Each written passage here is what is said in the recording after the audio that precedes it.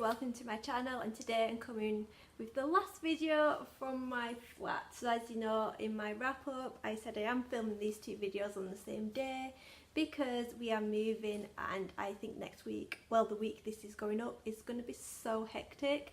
So yeah, you've got two videos being filmed on the same day, but then hopefully that means on Monday you'll get a new video from my new place, which will be great. But anyway, today, because it is autumn and it's getting darker at night, I thought I would recommend my favourite thrillers and crime novels, because I always think they are great to read on a dark night where you can just get a little bit freaked out at what's happening. Let's get started, because I've got quite a few books that I have not packed that I want to mention, so I'm just going to get straight in. The first book I'm going to mention is probably one of the most popular books on this list, so hence why I'm going to go through it first and quicker than all the others probably, but that's Gone Girl by Gillian Flynn. I don't think there's many people who have not heard about this book or have not read this book, but this was amazing, a lot better than the film, but I think I only hated the film because I knew what was happening. That's the tricky thing with thrillers and crime novels, is that if you read the book you know what's happening, so you're not that surprised when you get to the end of the film. But this follows Nick and Amy, who seem to have the perfect relationship until Amy goes missing and is presumed murdered, and Nick becomes the main suspect. And then there's some major twists and turns that I can't go through, which is going to be the main problem of this video, is because I'm not going to be able to go through these books in detail because I don't want to spoil them for you. So this is going to be a hard video to film. But this was great, like I mentioned, there's a really big twist in it and I just loved it. I loved how it ended. I loved Amy as a character, even though she's a bit psychotic, and I understand why everybody loved it when it first came out. The next one is the only YA on the list, but this really needs to be mentioned, and I don't know whether I should maybe read some more YA thrillers in the future, but that's One of Us is Lying by Karen M. McManus. This was great. I think I read this in one sitting on the train back from London, which is about 3 hours, but this was great. It follows 5 people in detention, and one of them dies of an allergic reaction. So the other 4 people in the detention room all become suspects.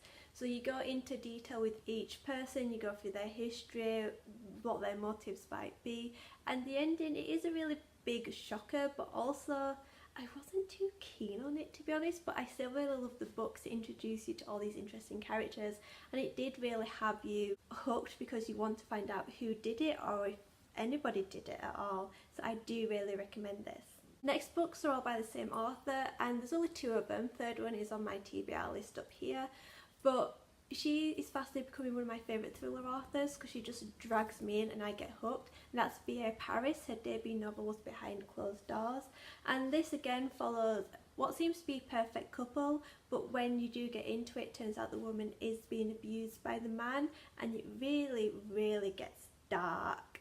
I can't really explain it in more detail, but this man is so psychotic, it is just, it's just you want to keep reading because you want this woman to get free, you want her to escape, and it brings her family into it, and you want her family to escape, and you're just like, oh my god, just get out of this relationship because he is so bad. But it really brings you in and you really feel for this woman and you really just want her to get out, and yeah, I just really recommend this.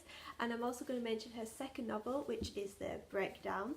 This again drew me in. This is one of the first books where I had to get out of my seat and check to make sure my door and windows were locked because it literally had me a bit freaked out. This follows a woman who on a stormy night drives through the woods and she sees a car. She stops, but she doesn't get out of her car because she's scared that it might be a trap, you know, someone might be wanting to hijack her car. But when she gets home the next day, it turns out there was a dead woman in the abandoned car. So now there's a big newsreel about how apparently someone stopped, meaning her, and she just feels the guilt. The ending, again, is so shocking. Either I am just thick or these thrillers are really good, because I did not expect any of the endings, but it's something that you just don't expect. But again, like I said, it just really dragged me in, and I was checking to make sure my doors were locked because it just really freaked me out, and it's the first thriller to actually make me do this. And her second novel is Bring Me Back, which I do still need to read. I'm just saving it for the perfect time. I think the next few months is just going to be thriller months for me because it's getting dark and I just love it. The next ones are all part of a series, so I'm going to show them one by one because they are really heavy, and that's the Cormoran Strike novel by Robert Galbraith, aka J.K. Rowling.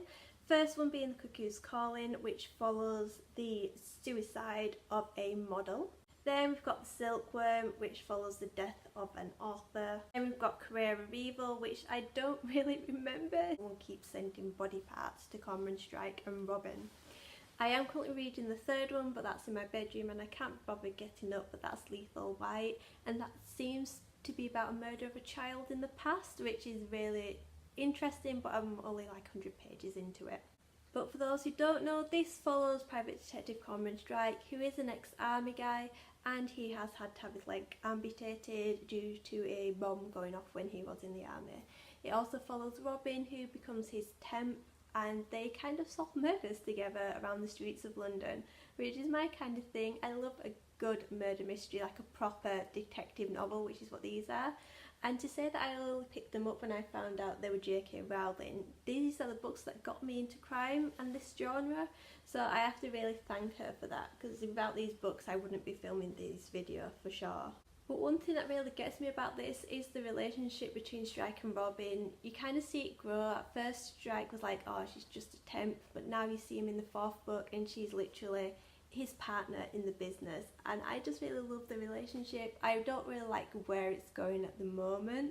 Again, I'm going to say this all through this video, but I really recommend this series if you do like your crime, because these are just really good, and again it's good for a dark night sit and read, because some of them can be quite graphic. I remember The Silkworm, that was a bit graphic when it was describing the murder scene. I was a bit, ooh, this is a bit disgusting, but yeah. And the last one is Last Time I Lied by Riley Saghir. I think I really need to learn how to pronounce that name.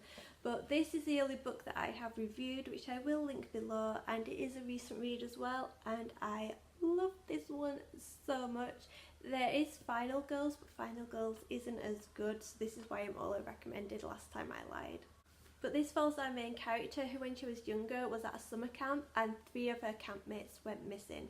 We then see her in the future when she's kind of becoming a famous artist, and she's invited back to the camp to be the art teacher. When she's at the camp, she decides to take it upon herself to find out what happened to these girls, because this disappearance of these girls has kind of haunted her all her life. But she starts seeing ghosts, she finds she's being watched, and it's really interesting. Again, this is a book that had me checking to make sure my doors were locked, because it started to freak me out a bit. But I really recommend this. This is probably one of my favourites out of this whole list, hence why I left it for last. I have done a full review of this, so I will link that down below if you want to go into it in more detail. But this really had me guessing, but again, the ending, well actually yeah, I love the ending because it's not what you expect, but then when you look back on it, it's kind of like, oh my god, that was such a good idea. And the ending is so much better than Final Girls as well. So that's it for my recommendations, but like I did mention, I've got a few thrillers up here that I need to read, and that's, I'm just looking, Ragdoll, Dark Matter, Baby Doll and Bring Me Back. So I'm hoping to read all those by the end of the year, so there might be more to add on to this list. Also, if you have any thrillers that you've read and you think I might enjoy, feel free to comment down below with them, because I do want to read a lot more thrillers, because I haven't really read many this year. So yeah, just comment down below with that. My social media links are all below, and I'll see you later with a new video, hopefully from my new place. Bye!